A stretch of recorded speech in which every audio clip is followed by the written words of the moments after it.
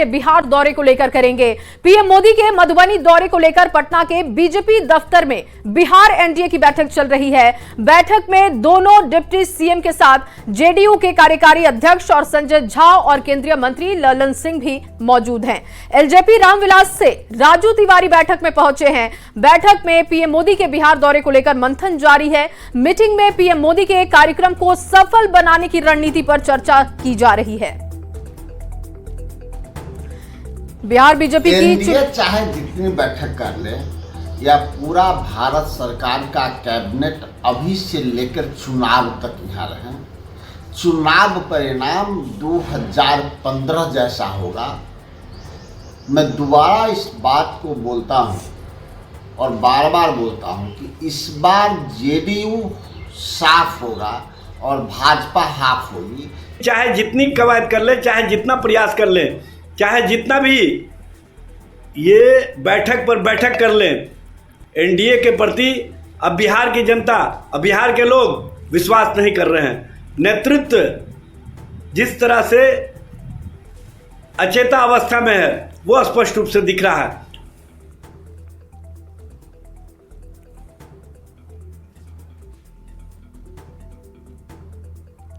झारखंड से राज्यसभा सांसद और बिहार बीजेपी के सह चुनाव प्रभारी दीपक प्रकाश लगातार चुनावी तैयारियों को धार देने में लगे हुए हैं और कार्यकर्ताओं के साथ ताबड़तोड़ बैठक भी जारी है। जमुई में पार्टी के मंडल अध्यक्ष और महामंत्रियों के साथ बैठक के बाद दीपक प्रकाश ने वक्फ संशोधन कानून का विरोध करने वालों पर निशाना साधा। भारत में सबसे ज्यादा जमीन हड़पने का काम अगर किसी ने किया तो वक्फ के लोगों ने किया। और वक्फ में ऐसे लोग जिनका संबंध कांग्रेसियों के साथ है, जिनका संबंध आरजेडी के साथ है, जिनका संबंध ममता बनर्जी के लोगों के साथ है। बीजेपी सांसद संजय जायसवाल ने तेजस्वी यादव पर गंभीर आरोप लगाए हैं। बिहार में क्राइम को लेकर संजय जायसवाल ने कहा कि तेजस्वी ने अपने विधायकों के अपराध के लिए छूट दे रखी है और आरजेडी के विधायक नीतीश सरकार को बदनाम करने में लगे हुए हैं। साथ ही उन्होंने कहा कि लालू राज में सीएम आवास से अपराध होता था। बार बार जब तेजस्वी यादव क्राइम ग्राफ की बात करते हैं तो जाहिर बात है उन्होंने वैसे अपने सभी विधायकों को खुली छूट दे दिया है कि तुम जाके क्राइम करो जिससे कि मैं नीतीश सरकार को बदनाम कर सकूं। तो यह सुशासन की सरकार है। जो भी तेजस्वी जी के कहने पर या नहीं कहने पर हत्या और अपहरण करेगा निश्चित तौर पर जेल जाएगा और उसको सजा। और बड़ी खबर, मोतिहारी में गन्ना उद्योग मंत्री कृष्ण नंदन पासवान ने बड़ा बयान दिया। उन्होंने कहा कि तेजस्वी यादव के माई बहन योजना की घोषणा के जवाब में बिहार सरकार अगले महीने की कैबिनेट में महिलाओं के लिए कई बड़ी सौगात की मंजूरी देने जा रही है।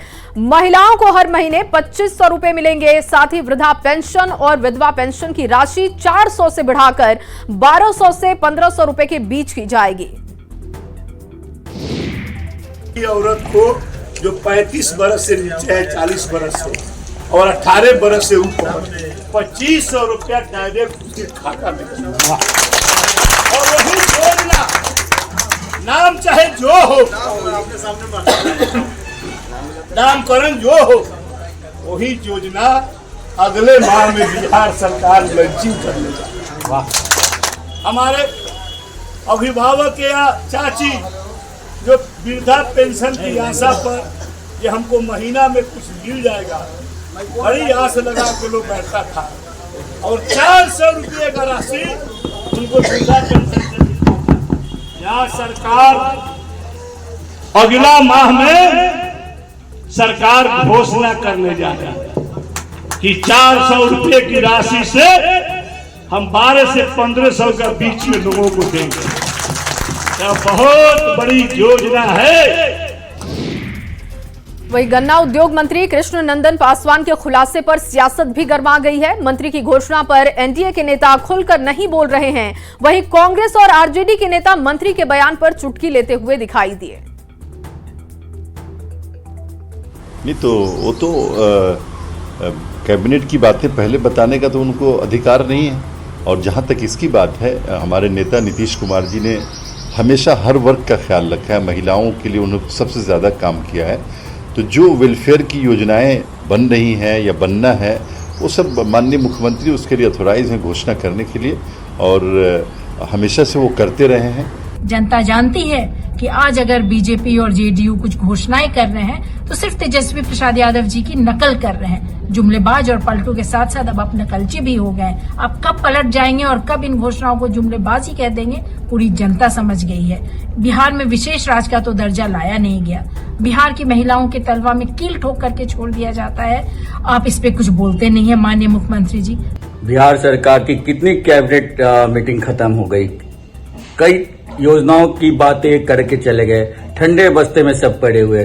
फिर एक नया जुमला बिहार वालों को देना चाह रहे हैं मंत्री जी। अरे मंत्री जी, गाल मत बजाइए, काम कीजिए। काम अगर कुछ करना है तो काम कीजिए बिहार के हित में। ये सारे दलीलें मत दीजिए। बिहार के लोग आपके दलीलों से थक चुके हैं, सारे लोग थक चुके हैं। जन सुराज के संयोजक प्रशांत किशोर ने कल बिहार बदलाव रैली के मंच से मुख्यमंत्री नीतीश कुमार पर निशाना साधा था, जिस पर अब जेडीयू के एमएलसी नीरज कुमार ने पलटवार किया है। नीरज कुमार ने प्रशांत किशोर से भाषा की मर्यादा का ख्याल रखने की उन्हें नसीहत दे दी है। नीरज कुमार ने नीतीश कुमार को बिहार का विश्वकर्मा बताया है। अशांत किशोर, कम्बल वाले किशोर, जिनके राजनीति का नकाब उतर गया, उनकी भाषा में निश्चित रूप से दरिद्रता का अभाव हो, दरिद्रता दिखाई पड़ रहा है। मर्यादा कायम रखिए, नहीं तो चिथड़ा उड़ा देंगे, चिथड़ा भाषा के मामले में। राजनीति का फंडिंग करने वाला, आर्थिक जालसाजी करने वाला व्यक्ति नीतीश कुमार जी को बना देगा। अरे नीतीश कुमार जी विश्वकर्मा हैं, नीतीश कुमार जी ने इस बिहार को बनाया है और आप बिहार में बिजनेस करने आए थे। नीतीश कुमार जी का नमक खाया है, ये तो राजनीतिक नमक हराम व्यक्ति है। प्रशांत किशोर की बिहार बदलाव रैली पर राजनीति तेज है। बीजेपी सांसद संजय जायसवाल ने भी प्रशांत किशोर की रैली फ्लॉप होने का बड़ा आरोप लगाया है। जायसवाल ने कहा कि चुनावी रणनीति बनाना और खुद कार्यकर्ता बनकर चुनाव में उतरने में काफी अंतर है। चुनाव की रणनीति बनाना और स्वयं एक कार्यकर्ता के रूप में चुनाव का सफर करना, दोनों में बहुत अंतर है। रणनीति बनाना और जमीन पर काम करने में अंतर है। प्रशांत किशोर जी मुख्यमंत्री बनने के लिए बिहार आए थे। उनका विगत 2 वर्षों में जो अपने मुख्यमंत्री बनने के लिए प्रयास कर रहे थे, उन सभी प्रयासों का कल समापन समारोह था। वहीं रांची के सीरम टोली रैंप विवाद अब तक सुलझा नहीं है, जिसे लेकर आदिवासी संगठन के लोगों ने मोर्चा खोल दिया है। आदिवासी संगठनों से जुड़े लोगों ने मंत्री चामरा लिंडा के आवास का घेराव करने के लिए वो पहुंचे और सीरम टोली फ्लाईओवर रैंप को केंद्रीय सरना स्थल से आगे बढ़ने की मांग को लेकर पिछले कई महीनों से आदिवासी संगठन के लोग लगातार आंदोलन कर रहे हैं। मुगल बादशाह औरंगजेब की कब्र को लेकर चल रहे विवाद के बीच बीजेपी के दिग्गज नेता और देश के गृह मंत्री अमित शाह ने महाराष्ट्र के रायगढ़ किले से हुंकार भरी। अमित शाह छत्रपति शिवाजी महाराज की पुण्यतिथि पर उन्हें श्रद्धांजलि देने के लिए रायगढ़ किला पहुंचे थे और इस मौके पर उन्होंने कहा कि औरंगजेब खुद को आलमगीर कहता था, लेकिन वो महाराष्ट्र में पराजित हुआ और यहीं पर उसकी समाधि बनी।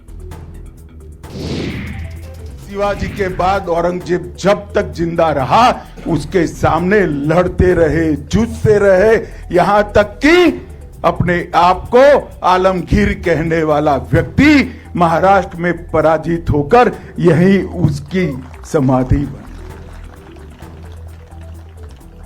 ये शिव चरित्र को हम सबका दायित्व है कि इसको भारत के बच्चे बच्चे को सिखाया जाए, भारत के बच्चे बच्चे को पढ़ाया जाए। वहीं पश्चिम बंगाल के मुस्लिम बहुल मुर्शिदाबाद जिले में वक्फ कानून के खिलाफ हुए प्रदर्शन के दौरान भड़की हिंसा में प्रशासन ने अब तक 100 लोगों को गिरफ्तार कर लिया है। यह हिंसा जंगीपुर इलाके में शुरू हुई थी और हजारों लोग वक्फ कानून को वापस लेने की मांग को लेकर सड़कों पर दिखाई दिए। इसके बाद जुम्मे की नमाज के दौरान यहां पर फिर से हिंसा भड़की और इसमें कई पुलिसकर्मी घायल हो गए। इलाके में पथराव और आगजनी की घटना फिर से घटी। इसके बाद हिंसा प्रभावित इलाकों में बीएसएफ की तैनाती की गई। वहीं बेगूसराय में केंद्रीय मंत्री गिरिराज सिंह ने पश्चिम बंगाल की मुख्यमंत्री ममता बनर्जी पर निशाना साधा। गिरिराज सिंह ने कहा, ममता बनर्जी बंगाल को बांग्लादेश बनाने पर तुली हुई हैं और यही वजह है कि वो बार बार बंगाल में हिंदू और सनातन के विरोध में काम करती दिखाई देती हैं। मुर्शिदाबाद की घटना दिखा रहा है कि बंगाल से अब हिंदू पलायन करने को मजबूर हो रहे हैं। ये कह दें ममता बनर्जी, क्या बंगाल का हिंदू बंगाल छोड़ दे उनके रहते? यही स्थिति उन्होंने बना दिया है। दानापुर से खबर, जहां आरजेडी विधायक रीतलाल यादव के घर पर पुलिस और एसटीएफ की टीम ने छापेमारी की है। पुलिस ने रीतलाल के घर से 10,50,000 रुपए कैश बरामद किए, साथ ही 77 लाख का ब्लैंक चेक भी बरामद किया गया है। घर से जमीन संबंधित कागजात भी बरामद किया गया। 6 पेन ड्राइव और कई इलेक्ट्रॉनिक उपकरण भी बरामद किए गए। सीतामढ़ी से खबर, जहां सीतामढ़ी के पास इंडो नेपाल बॉर्डर से एसएसबी ने 172 किलो रुद्राक्ष के साथ 5 तस्करों को गिरफ्तार किया। नेपाल के रास्ते रुद्राक्ष की भारत में तस्करी हो रही थी, तभी भीठा मोर बॉर्डर के पास एसएसबी की टीम ने यह कार्रवाई की है। गिरफ्तार आरोपी सीतामढ़ी के बाजपट्टी प्रखंड के रहने वाले बताए जा रहे हैं। नेपाल के काठमांडू से गाड़ी के जरिए रुद्राक्ष की तस्करी होते हुए इन्हें देखा गया। वहीं रामगढ़ के रजरप्पा में मुख्य चुनाव आयुक्त ज्ञानेश कुमार ने मां छिन्नमस्तिका के दरबार में हाजिरी लगाई और हवन में शामिल हुए। इस दौरान सुरक्षा के कड़े इंतजाम भी दिखाई दिए। रजरप्पा मंदिर में पूजा अर्चना के दौरान रामगढ़ के डीसी चंदन कुमार, एसपी अजय कुमार समेत कई अधिकारी मौजूद रहे। आज चैत्र महीना का अंतिम दिन है। आज चैत्र महीना का पूर्णिमा का विशेष तिथि है। श्रद्धालु तो आए ही हैं। आज हमारे भारत के मुख्य निर्वाचन पदाधिकारी वो भी यहाँ पहुँचे हैं। माँ के यहाँ पूजा किए, आशीर्वाद लिए। अभी उनका हवन का कार्यक्रम चलेगा, इसके बाद वो यहाँ से प्रस्थान कर जाएंगे। आज विशेष तिथि है, इसलिए वो यहाँ आए माँ का दर्शन करने। हजारीबाग से खबर, जहां हजारीबाग के चौपारण प्रखंड के जोकर गांव में आंगनबाड़ी नर्सरी स्कूल में चोरी की घटना सामने आई है। गैस सिलेंडर के साथ स्कूल के कई सामानों पर हाथ साफ किया गया है। चोरी की जानकारी सेविका की ओर से विभाग को दी गई और थाने में आवेदन के बाद मामले की जांच में पुलिस जुटी हुई है। अंदर आए तो देखे कि ताला टूटा हुआ है, दरवाजा खुला हुआ है। उसके बाद अंदर आए तो देखते हैं किचन में घुस के तो दोनों सिलेंडर नहीं है। इसके बाद स्कूल पूर्व शिक्षा हॉल में घुसे तो देखते हैं सारा सामान है। कितना गेट का ताला तोड़ा? 4 गेट का ताला तोड़ा। 4 गो ताला लगा हुआ था। चारों में 4 ताला लगा हुआ था। वहीं झारखंड में निजी स्कूलों की मनमानी जारी है। मनमानी फीस और किताब के नाम पर मोटी रकम ली जा रही है। 4,000 में मिल रही नर्सरी की किताबें, जबकि 8वीं की किताबें 8,000 से ज्यादा में मिल रही हैं। अभिभावकों का आरोप है कि कुछ स्कूलों में एनसीईआरटी की जगह निजी प्रकाशनों की किताबें चलाई जा रही हैं, जिनकी कीमत काफी अधिक होती है। वहीं इस मामले पर हेमंत सरकार पर बीजेपी हमलावर दिखाई दी।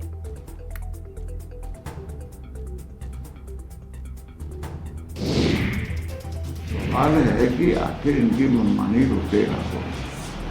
यहाँ बैठे हुए तमाम अधिकारी, शिक्षा विभाग इस पर कोई ध्यान नहीं देता है और यही नतीजा है कि हर लोग प्राइवेट स्कूल में ही बच्चों को पढ़ाना चाहता है। जरा सा भी सक्षम में पढ़ाना चाहता है और फिर कहता भी रहे फीस में बहुत वृद्धि हो रही है। ये अभी मैं अखबार में पढ़ रहा था, देखा कि डीसी मीटिंग करने वाला है, उसके पहले ही स्कूल ने फीस बढ़ा दी। वहीं यूपी के नोएडा में मनमानी तरीके से फीस बढ़ाने वाले 66 स्कूलों पर डीएम की ओर से कार्रवाई की गई। डीएम के निर्देश पर नोटिस जारी कर 1-1 लाख रुपए का जुर्माना लगाया गया है। 3 स्कूलों ने मानक से ज्यादा फीस वसूली की है और इनके संचालक को नोटिस जारी कर स्पष्टीकरण इनसे मांगा गया है। साथ ही इन तीनों स्कूलों को अतिरिक्त फीस वापस करने के निर्देश भी हैं। डीएम ने 7 टीमों का गठन किया है। यूपी के नोएडा में शेयर ट्रेडिंग में निवेश कर मोटा मुनाफा कमाने का झांसा देकर ठगों ने 1 करोड़ रुपए की ठगी को अंजाम दिया। 9 अकाउंट में 1 करोड़ रुपए ट्रांसफर कराए गए। ठगी के 1 साल के बाद साइबर क्राइम थाने में दर्ज हुआ मामला और पुलिस अब इस पूरे मामले की जांच में जुटी है। और पटना से बड़ी खबर, प्रशांत किशोर की रैली का मामला, डीएम ने आरोपों को खारिज किया है। डीएम ने जारी किया वीडियो, कहीं भी जाम की स्थिति नहीं थी। प्रशांत किशोर के आरोप पर यह सफाई दिया गया है। देखिए, कहीं भी जाम की स्थिति नहीं थी। वीडियो देखने के बाद, जांच करने के बाद डीएम की तरफ से यह साफ किया गया है कि प्रशांत किशोर के रैली वाले रास्ते में कहीं पर भी जाम की स्थिति नहीं थी और ये साफ कर दिया गया है। दरअसल प्रशांत किशोर ने इस तरीके के आरोप लगाए थे, प्रशासन पर जाम नहीं हटाने का आरोप उन्होंने लगाया था, लेकिन अब इस पर डीएम की सफाई सामने आई है और उन्होंने कहा था कि कई जगहों पर जाम का सामना उन्हें करना पड़ा, लेकिन डीएम ने अब ये साफ किया है कि ये सभी आरोप बेबुनियाद है और गलत है। प्रशांत किशोर की रैली का मामला है, डीएम ने आरोपों को खारिज कर दिया है। डीएम ने जारी किया वीडियो और कहा कि कहीं पर भी जाम की स्थिति नहीं थी। 11 अप्रैल 2025 प्रशांत किशोर की तरफ से जो आरोप लगाए गए उसी पर यह सफाई है। बिल्कुल क्लियर है, दीघा के पास जेपी सेतु में गाड़ियां चल रही हैं। जेपी सेतु की स्थिति है, गाड़ियां बहुत ही स्मूथ चल रही हैं, जाम की स्थिति नहीं है। जेपी सेतु में कलेक्ट्रेट के पास जाम की स्थिति इसलिए है कि वहाँ बेतरतीब ढंग से 2-2, 3-3 रो में गाड़ियाँ खड़ी कर दी गई, उसको ट्रैफिक पुलिस को क्लियर करवा रहा है, अन्यथा पूरा क्लियर है।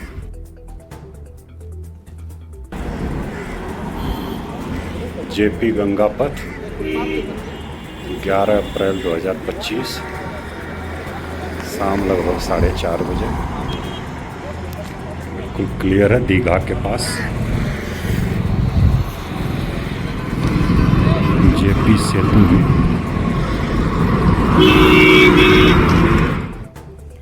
और अब आपको सुनाते हैं प्रशांत किशोर का वो बयान जिसमें उन्होंने पटना प्रशासन पर गंभीर आरोप लगाए थे और कहा था कि जाम को हटाने के लिए पुलिस ने कुछ भी नहीं किया। उनके 2 लाख समर्थक जाम में जहां तहां फंसे रहे।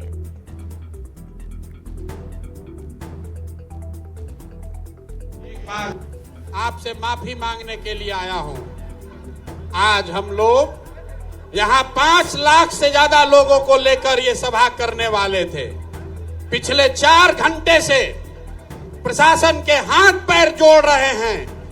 2 लाख से ज्यादा लोग अलग अलग बसों में, गाड़ियों में, पूरे पटना के इर्द गिर्द फंसे हुए हैं बिना खाए पिए, और इतनी निकम्मी प्रशासन है कि ये लोगों की मदद भी नहीं कर पा रहे हैं।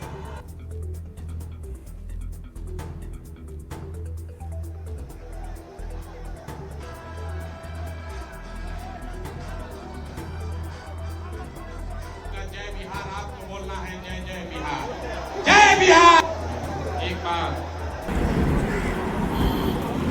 जेपी गंगा पथ।